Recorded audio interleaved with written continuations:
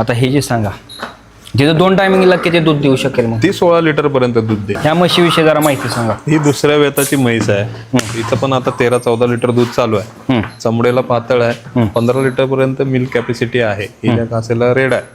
आणि ह्या म्हशीची किंमत आम्ही ठेवले फक्त 1,39,000 रुपये. दुधाचं किती सांगता? 14 लिटर पर्यंत दूध आरामशीर देणार साहेब. म्हणजे आपण आता जेवढ्या म्हशी तुमच्याकडे आहेत ते 12 पासून पुढेच आपण 10 पासून पुढे सांगतो, कारण माझ्याकडे आता पहिलं रूपन आहे.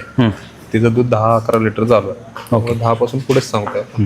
ही गेलेली म्हैस आहे ती अशा किती आहेत मग आपल्याकडे? अशा आपल्याकडे आता सध्या उपलब्ध 11 म्हशी आहेत. बर. ही जी म्हैस आहे ही दुसऱ्या टायमाची म्हैस आहे.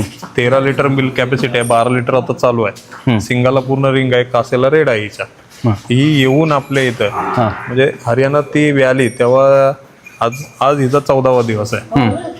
आता दुधाला किती देते मग? आता 12 लिटर चालू आहे माझ्या इथं हिचं दूध.